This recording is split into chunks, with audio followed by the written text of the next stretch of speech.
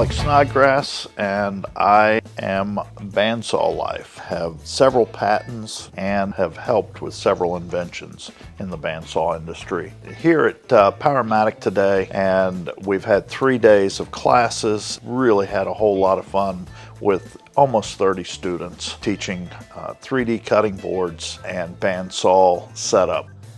Hey everyone, I'm Alex, and I hope that y'all have some fun today. Everybody is going to go home with one of these today. This is a step board, depending on how well you cut, okay? Depends on how large or small your board ends up. Most of you are going to end up being the 13 to 14 inch range. We had one lady yesterday that kicked everyone's butt and did 15-inch board. I mean, she really did well.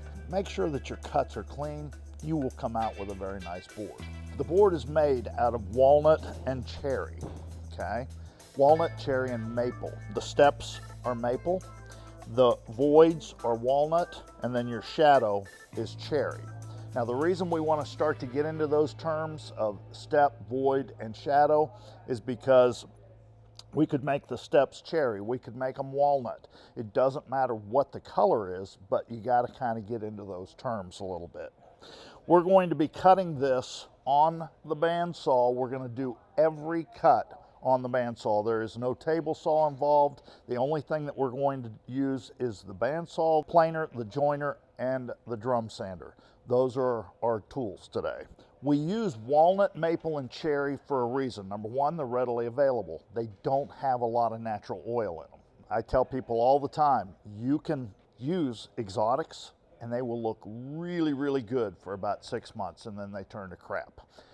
Great for straight grain, not for end grain. This is end grain, so what happens is that natural oil in the materials in the exotics leaches into those lighter colors, and when it does, it blurs those lines, and it really looks terrible. So try to keep that in mind.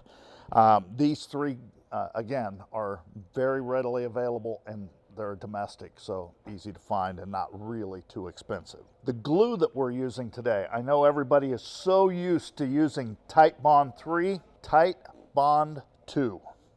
The reason that we use 2, this is an end grain cutting board, not a straight grain cutting board.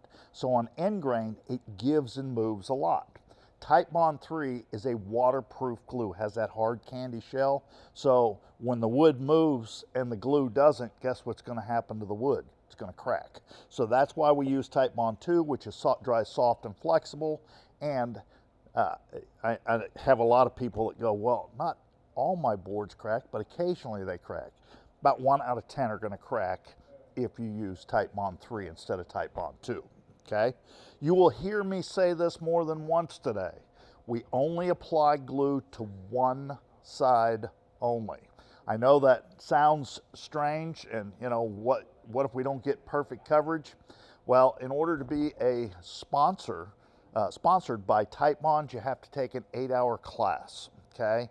And if you think watching paint dry sucks, but, and if you go to their channel, they will say, if you apply glue to both sides, thank you very much. Here's my reasoning why I only apply glue to one side only. When you apply glue, that wood absorbs almost all the moisture out of the glue right up to the surface. After about 30 seconds or a minute, when you put 2 pieces of wood together, the only thing holding that wood together is glue. What we want is glue and fibers holding that wood together, and that's why I only apply glue to one side only. When you cut today, I don't want you to just cut, I also want you to catch. There's a reason for that. I want you to see both sides of the equation. When you cut on a bandsaw, whether somebody's doing it right or wrong from the back side, you get to see all of that, and it's really helpful to learn. The other thing is, while you're cutting today, I'm going to be coming up and I'm going to be doing this. That means I want you to cut faster. Does that mean I'm trying to get you out of here quicker? No. I'm trying to get you to find the perfect speed for every thickness of material that you cut. You'll find that if you cut too slow, it feels a little difficult to cut. If you cut too fast, it gets difficult to cut. Find that perfect harmonic speed, and it is laser-like, super easy to cut. Both these bandsaws I set up personally, and I guarantee you they will cut straight as an arrow. I think we've covered everything. We're ready to cut. Again, I need 5 of you on this saw, 5 of you on this saw. So when you cut on a bandsaw, the nice thing about these tables that we're using today, they are armor glide, so they're slick. You don't have to worry about waxing them and all that. But when you cut with a bandsaw, when you push down or you push into the fence, it makes it more difficult to push through. The thing I want you to notice when I'm cutting this, and I'll try to stay out of everyone's way here, is little or no effort to push through there. We don't have to push down to the fence. The gravity's doing all that work for you. We don't have to hold it down to the table because our piece is flat. If the piece is not flat, then you probably should be using a jig of some sort. But when it's a flat piece, it should be just very simple to push through. Now, when y'all are cutting, and I'm gonna try to get on this side, sorry cameraman, I want y'all to try to keep fingers over the edge of the fence. And the reason being, that keeps you from getting up into the blade. I want your pressure to be on this side. Try to kind of maintain an even keel there, but most of your pressure is on this side so that basically when you push through, you're getting a nice even cut. Now you can see just how easy that is to push through, and the speed that I'm at there, that's what I want you to try to maintain. And I know everybody's gonna start out slow, and that's fine.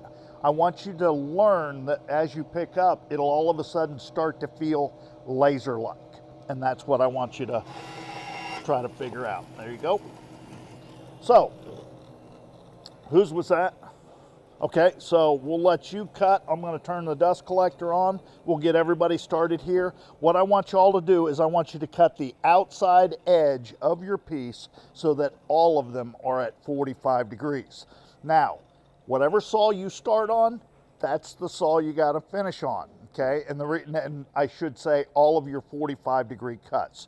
And the reason I say that, this one might be at 44.5, this one might be at 45, so that little degree will show up in your board. As you put it together, it'll look real good till you get about halfway through, and then it begins to skew off. So make sure that that as you're cutting at 45, you stick with that saw. Once we get back to 90, all bets are off. It doesn't matter what saw you use, okay? The first piece that comes off and the last piece are trash. Y'all can take them home. You're welcome to. Feel it kind of get a little easier as you get that higher speed. It's almost laser-like.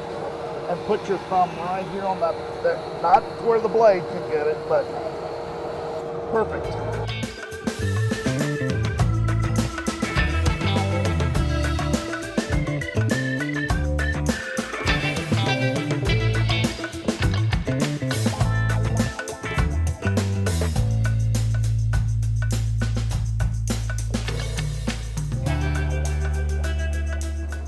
Now we're ready for our next cuts, okay? So we need to get 8 strips out of each one of these boards.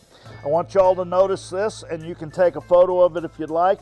I've got the fence pushed out to 7/8 of an inch. Now, I'm not a mathematician, so I don't know why this happens, but basically at 7/8 of an inch at 45 degrees, we end up with an 11/16 inch wide cut, okay? That's what we're hoping for.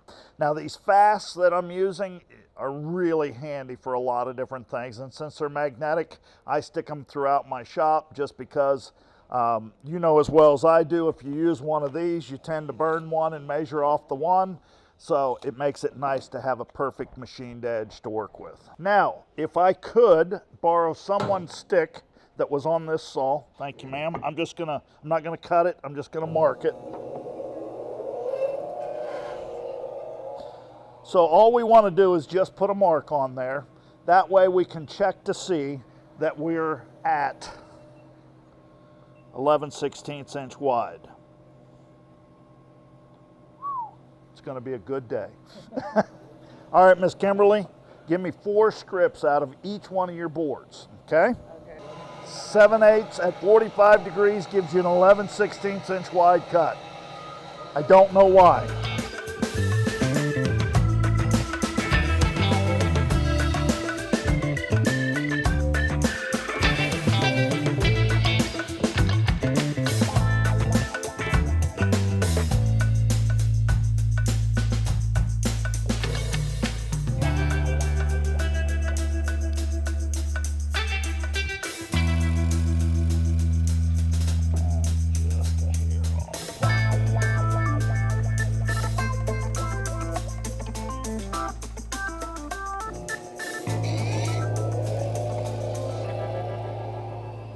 so our next cut is at 90 degrees, all right?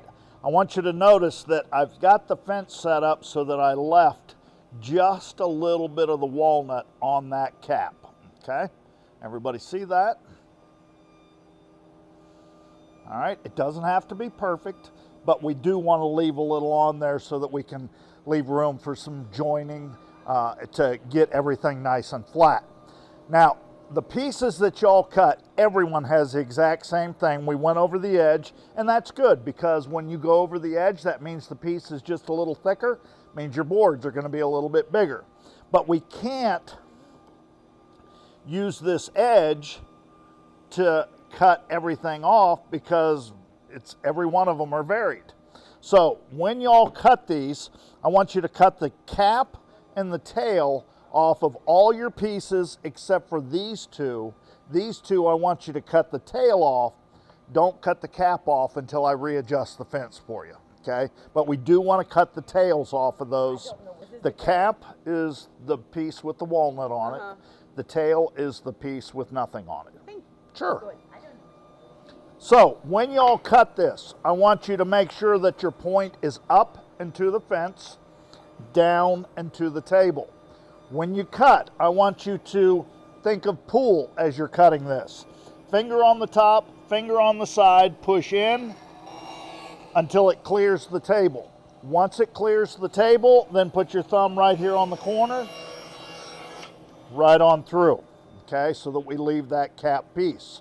Then simply flip it over, do the same thing. Finger on the top, finger on the side, push in till you clear the table, thumb on the corner, right on through, so that we end up with a perfectly capped piece of cherry, okay? Does that make sense to everybody? And again, I want to make sure that you cut the tails off of those marked pieces. Don't cut the cap off. Once somebody gets done with a pile, I'll stop everybody so that you can see what we're going to do next, okay? Just steal one of your good pieces. I'm not going to cut it. If we were to cut here, look at how deep into the cherry we would get because there's no point, okay? So that's why we've got to readjust this fence. And the way that we do this is we set it up the exact same way that we were cutting the other pieces, but we're using a trusted edge, not a varied edge. So you're going to get the exact same thing that you got out of your other pieces. It's just now we're using a trusted edge to do it.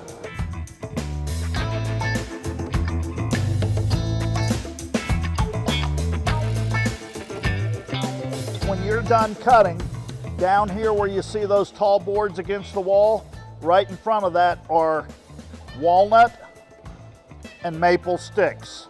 They're 1 foot long, 2 inches wide, 3/4 inch stock right off the shelf. We want to add those to our board, but we need to make sure they're all exactly the same. So what we're going to do is we're going to take the boards that y'all cut and we want to make those smooth. Once we get them smooth, then we'll add these to the pile so that basically they're all the exact same thickness. But everything is gauged to what you cut. So what I'm going to do is we'll adjust this. We want to take off as little as we can so that basically your boards are as large as possible. Let's turn that dust collector on if we could, please.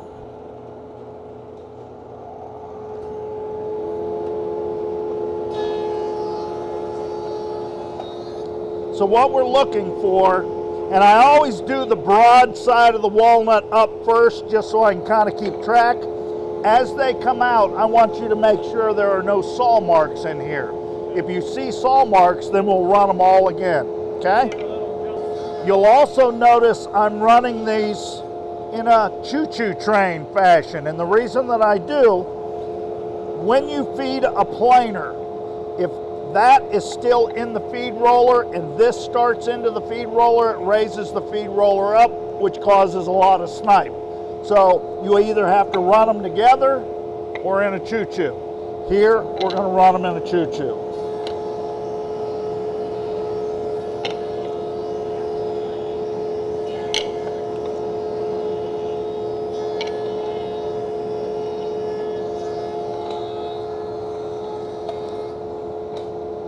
all look good?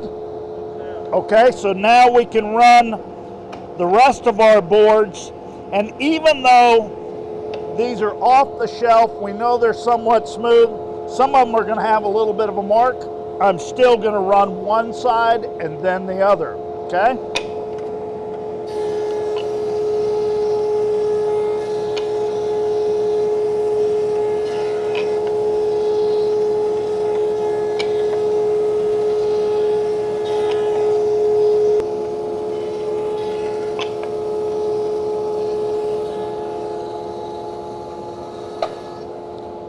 All right, so now they're all exactly the same thickness. We'll flip those over. Now again, everything still has to be gauged to what we cut, okay? So I'm going to take as little off as possible. And again, we'll check for saw marks on these.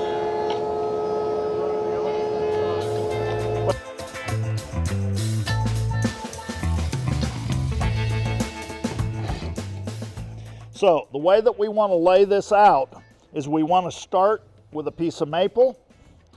Then we want our capped piece down and the broad side of the walnut away from the maple.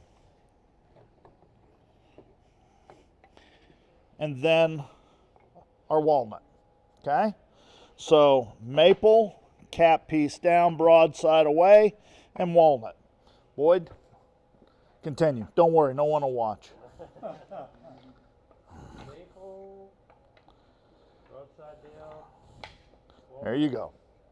Maple, broadside down. Walnut. Maple, broadside down. I think I might have made that a little easy for him. Hey, some of us need all the help we can get. You do a walnut maple there? What's that?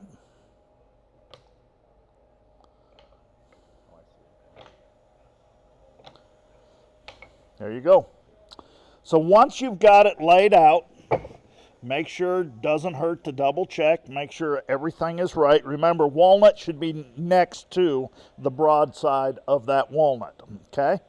Then we want to lay down our maple, lay down our broad side of our walnut up. Y'all will never look at paint rollers the same again. This makes life a lot easier when it comes to gluing. You don't have to dunk it every time. We don't need a ton of glue on this, but we do want to cover it quite well. Then bring it up, bring in your walnut piece. That's one glue up. Do not glue these all together. If you do, we're going to have a different board, okay? Lay down, lay down.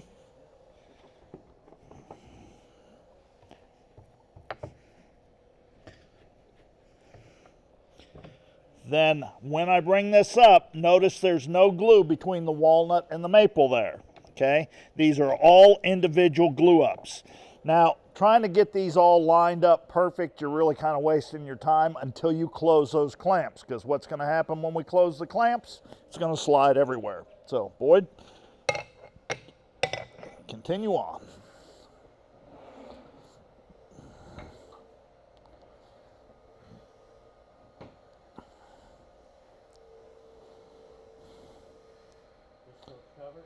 Just till it's covered.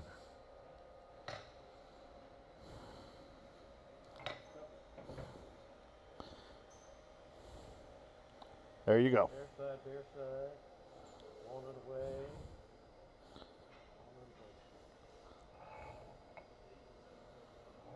There you go. Somebody was listening. The glue part, I think I can do with what order it was. And don't worry about getting glue on your fingers. The best part about that is peeling it off. Getting the right order for me. You just don't want to eat it like I did when I was a kid. That explains so much. Yep. Almost taste was the best. No, I can honestly say I never ate glue. But without glue, I'm Now you have to admit, using a paint roller is a whole lot easier than squeezing it on and using something to scrape it around. They do make glue rollers which spread it around, but again, that kind of defeats the purpose. Just roll it in the tray and away you go.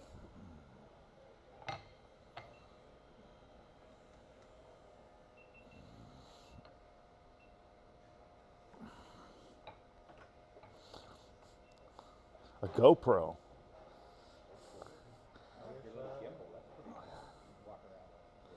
I have 3 of those if you want them.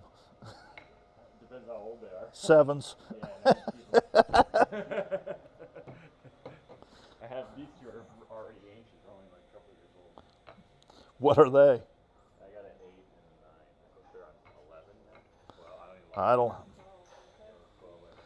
even I used mine for a little bit. They just, it's such a broad area that it's hard to get a close up with them. Yeah, now, the newer ones you can adjust them to better. Oh, are they? Yeah, they're like normal screen. But really, it's all I really use them for. This kind of stuff, I don't use it for enough. Just extra cameras. I should probably put one in the truck just to catch some of the jerks that I run into on the road. Once we've got all of these glued up, it doesn't help to align everything while you're doing it, because basically when we close these clamps, guess what happens? It moves and shifts. So now we've got to go back and realign. We don't have to have these perfect, but we don't want to waste all this material. You got about a 1/2 inch of extra material here. So now we'll take our 3rd clamp, put that right on the top. We'll just close, don't tighten it, close, and close. What we're doing is we're just closing those gaps a little bit. What would happen if I were to just tighten that up? It'd slide everywhere, okay? Because that glue's still wet and slick. So by just closing it and letting it set for about 30 seconds, that glue pulls in. Once you've waited about 30 seconds or so, in order, starting with the middle, then the outsides, one more turn, let it set for another 30 seconds or so. That glue is tacking up, and once it does, then we can tighten it up. We don't have to worry about it sliding everywhere. The other thing is, the reason I tell you to do it in order, by tightening this one, and this one, and this one, this keeps the boards from bowing up. These keep the boards from bowing down. So by doing it in order, we're not getting too much pressure one way or the other, and we end up with a nice flat glue up. And we should be good now. After we've done that just a couple of times, it should be ready to go. Then I want you to take and wipe everything down. Just the top isn't nearly as critical as getting the glue off the bottom. We've got a bucket of water here to dip your rag in. And then I want you to initial it and put the time on it.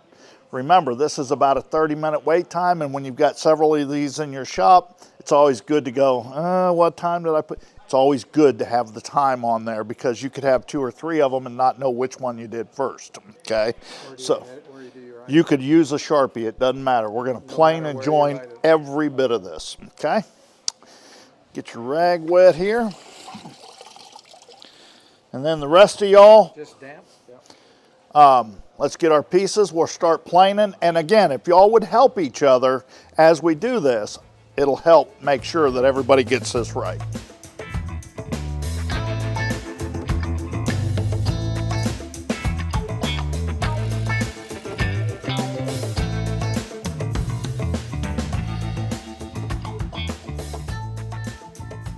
Now, what time did you put this in? 10, 12.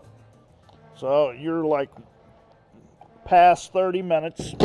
You're good.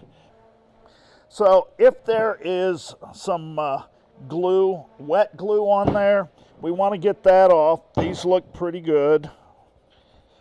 Mainly because we don't want to get the glue on their joiner base. It sure as heck isn't going to hurt the armor glide, that's for sure. Remember, we were talking about steps, void, and shadows here, okay? So we want to make sure that all of our steps are exactly 45s, okay? Perfectly square, all right?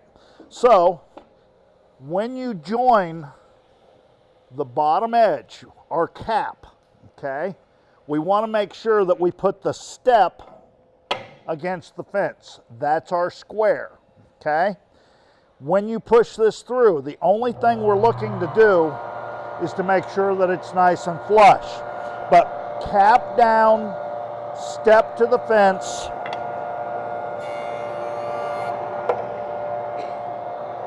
till we're square or flush.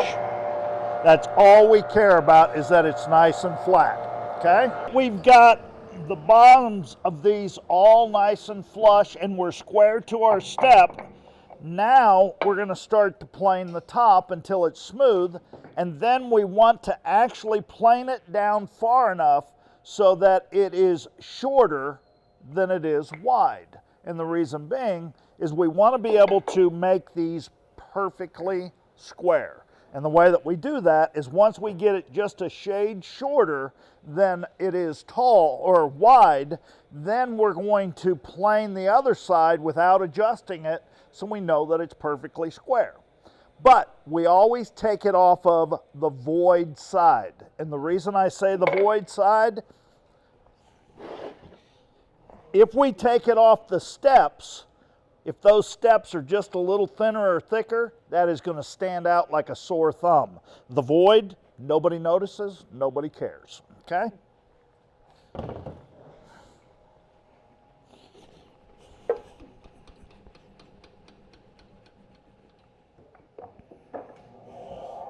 Thank you.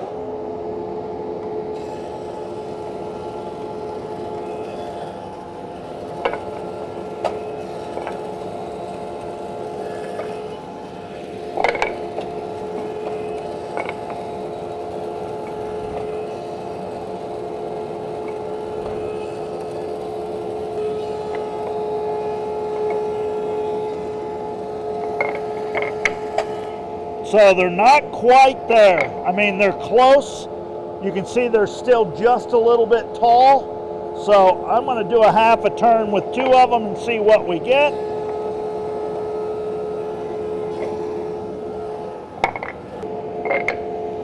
All right, so now y'all can see that it's just a little bit wider than it is tall, all right? Which is exactly what we want, all right? Remember, we can make it a little bit shorter, but if we do, the more we take off, the smaller your board. So now we don't touch the adjustment. We simply rotate it off the void side.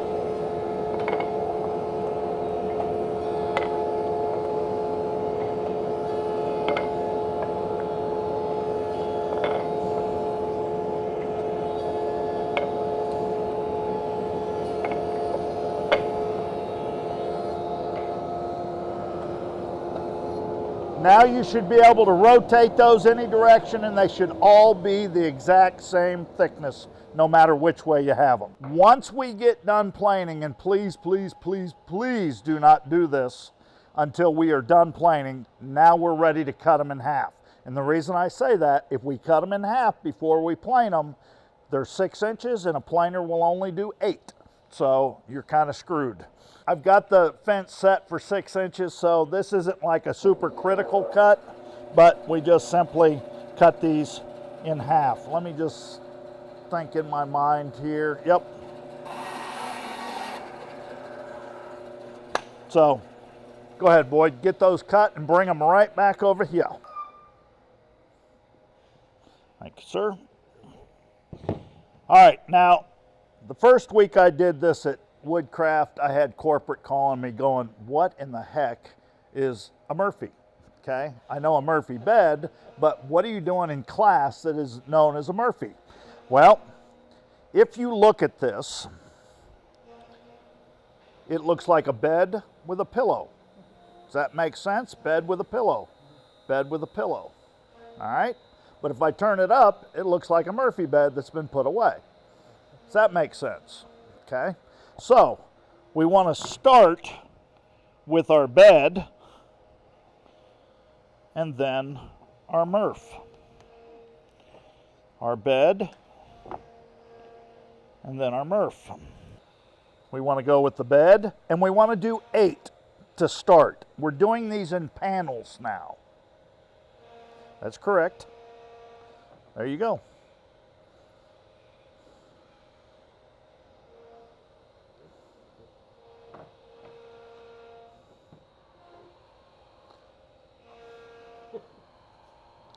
There, no, your Murph's upside down. There you go. All right, so now he's got 8 of them here. We start with the bed and with the Murph. But when we cut these panels up, if we just did them both the same, we'd have to offset our pieces to get the steps. So our second panel, we want to start with our Murph and end with the bed. Okay? It'll mess with your brain, that's for sure. And the way we check it, we take this, other than the fact that you ended up with one piece. Now, y'all can sort of see the steps. Get your phone out. I promise you, it will jump out like a sore thumb.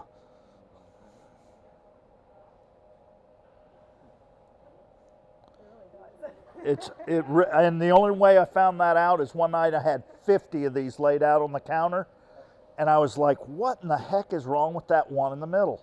And sure enough, the phone picked it up so much better than the naked eye.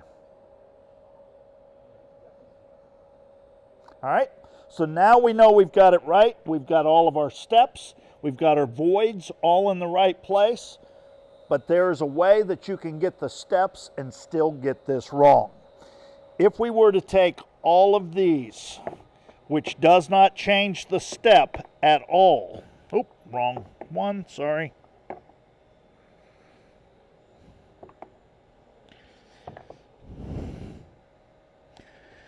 Now, y'all can see the steps are still there, okay? But they're upside down. The voids don't match, okay? So, again, even though you've got steps, make sure that you don't have those voids incorrectly. And that one's upside down too. That's what I did, I flipped. All right, looks good. So the easy way to do this is to obviously check it. All right, so let me just to be sure, bed, Murph, bed, Murph, bed, Murph, bed, Murph, Murph, bed, Murph, bed, Murph, bed, Murph, bed. Beautiful. The way to do this is to roll up 7. I'm going to set this one off to the side so that we can get the glue. It will definitely help for y'all to work together on this, because otherwise it's difficult to roll the glue on these and keep them from moving around. All right, and then all we've got to do is roll down. Stick that last one right back into place. Let's check, make sure. Bed, Murph, bed, Murph, bed, Murph, bed, Murph. Perfect. Then roll down 7. I'll pull this one out just so that it's out of the way. I already pulled the last one. Right. Yep. All right. Right, because you don't want your panels glued together. You want 2 individual panels.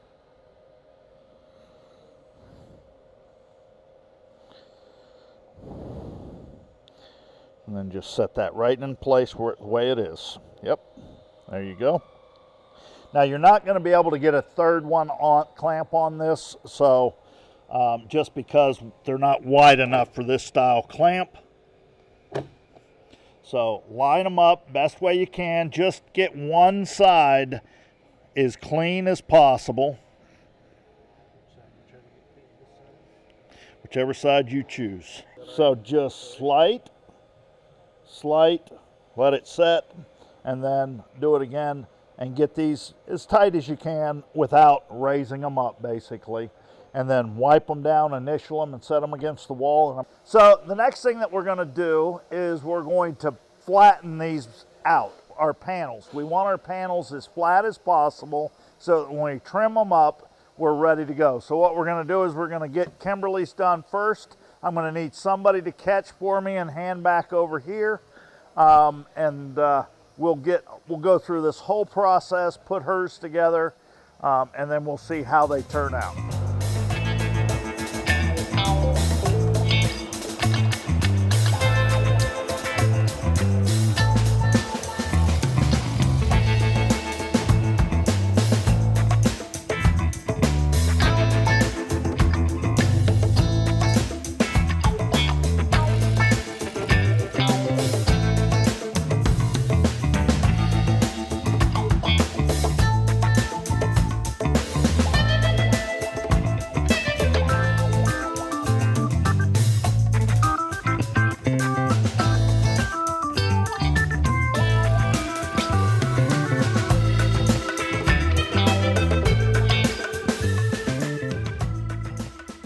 Once we get these flat so that they're absolutely perfect and they'll go together without any undulations whatsoever, then we're ready to trim up one edge and slice our board up.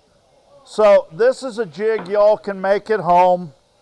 I use this a lot in my shop for all kinds of different things on the bandsaw.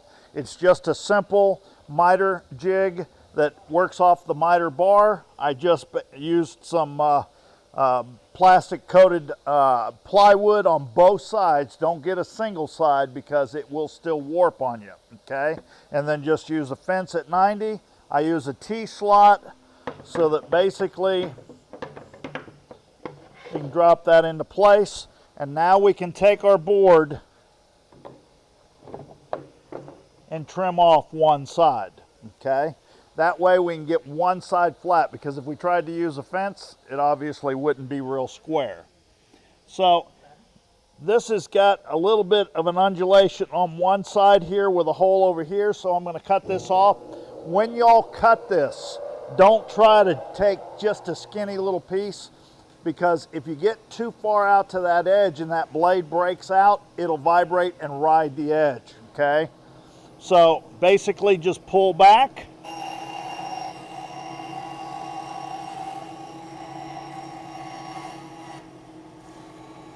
Just like that. Let's make sure looks okay. So we got one.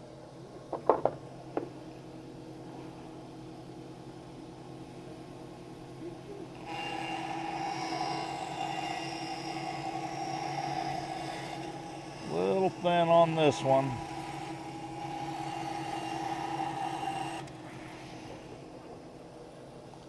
And we got two. Then once we've got one edge clean and straight, we're going to come over here to this saw. I'm going to set this for 1 1/4 inches. When you cut this, Kimberly, I want you to make sure that you are flat to that fence, because if you get any kind of undulation, it just makes your board thinner and thinner, okay? So when you're pushing through, I want one hand over here. Don't let your pressure get past the blade. And the reason you don't want it to get past the blade, you have a kerf. And if you get past the blade, it collapses the kerf, which pulls this end away, okay? So back up a little bit. Let's turn this on. Keep it against that fence.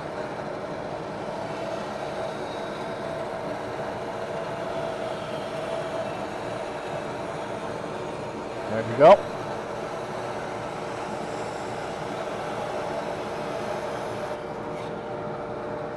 So then, see the little burr on the bottom there? All we want to do is clean that off. Don't sand it until it's tapered. Just get that burr off, because when we put these together, we don't want that burr canting our pieces. One more.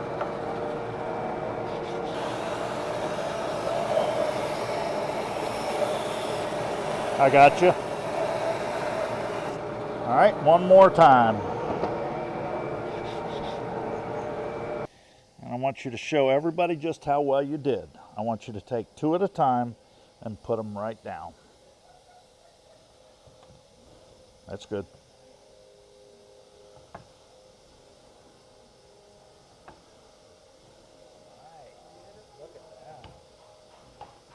hard work, not anything wrong. Do what? Way to go. Yeah, no, James is way to go. I didn't do much at all. So now you know you've got a perfect board there. Okay. So then we just simply roll up 7. Let's get our glue.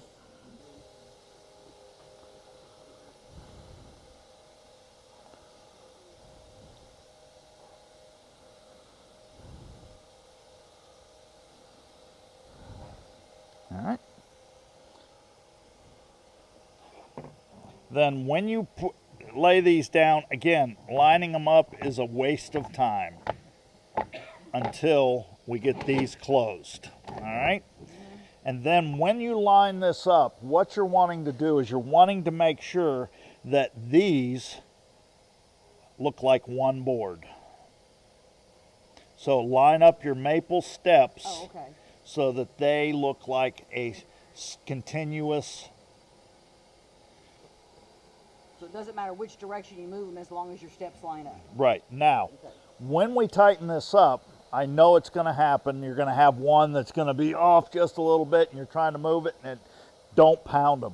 Get another clamp, put one here, one jaw here, and just snug it, and it'll bring it right into place, even if it's stuck, as long as it's not more than about 5 minutes. So you're happy with that alignment? Yes. Okay. So then we take our third clamp, put it right in the center, snug, slight, and just slight. Then we recheck just to be sure, because you never know, that could cause them to move. Let it set for about 30 seconds and continue to do that in that order, center, then the outsides.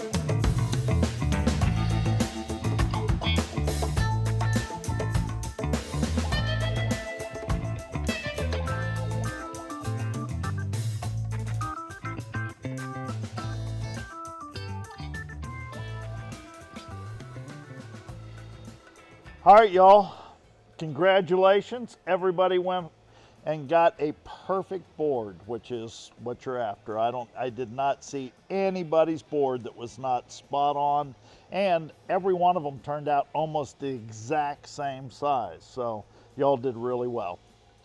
So when y'all get these boards home, wait about a week before you start to palm sand them. We're gonna wide belt sand them flat for you, because they do need to be flat. You cannot palm sand these flat.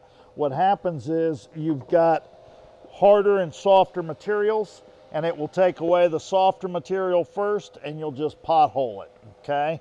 So make sure that you have someone that has a drum sander, a wide belt, anything that will make it flat. Once it's flat, then it's easy to palm sand. The reason I want you to wait about a week is that glue is, I mean, there's a ton of glue in that board, and it has to dry, shrink, and cure. You could palm sand this perfectly smooth, and an hour later you would feel every individual joint in that board because it is drying, shrinking, and curing. Now, while you're waiting for it to dry, whatever you do not lay it flat. What's going to happen is you're going to come back to a potato chip. It's going to bow up. And the reason that it does is moisture can escape faster out of the top than the bottom. And as these straws, which are all running this way, dry out, well, they open up. And as they do, we get a bow, okay? So make sure you stand it up. Let's say you forget and you lay it down, you're like, oh crap, now I got a potato chip. No, stand it up. If you leave here with a flat board, I promise you within 24 to 48 hours, it will go back to flat, okay? It just has to be able to make sure that the moisture equalizes on both sides and it'll go back to flat. Whatever you do not finish this board. By finish, the way that I'm going to tell you how to finish this, don't do that until it is flat. Because if you finish this board while it's curved, it will stay curved, okay? So make sure that you wait until it's perfectly flat before you finish it. About a week. Should be more than enough. And it depends on what kind of heat, moisture, and all that you have, but a week will probably do it. I don't sand mine past 150. Y'all can go to 220 if you want, but don't go past 220. And the reason being, it begins to burnish the top on ingrained at about 220. And what will happen is when you go to put the finish in there, it will not accept it. It'll just stay on top. And we want to make sure that the finish gets all the way through the board. That way it will equalize that moisture all the way through, and you'll never have to worry about it warping, cracking, checking, things like that. Now, the finish that I use personally is mineral oil. You can use pretty much any mineral oil. I'm going to give y'all 2 bottles of mineral oil before you leave here, and it's by Howard's. Howard's is a really nice mineral oil. It's food grade. The reason I'm going to give you 2 bottles, one is pure mineral oil, but it's pure mineral oil with vitamin E. Vitamin E stabilizes it so that it won't go rancid on you, okay? Even some, off-the-shelf mineral oil, which I used for years, didn't really have too much of a problem. They can go rancid if they don't have vitamin E. You can buy mineral oil just about anywhere. Go to the grocery store, go to the drugstore, go to the poo powder section, look at the bottom shelf. You can get all you want for about $2.19 a pint, okay? Howard's is not that cheap, I'll tell you that right now, but it is absolutely one of the best.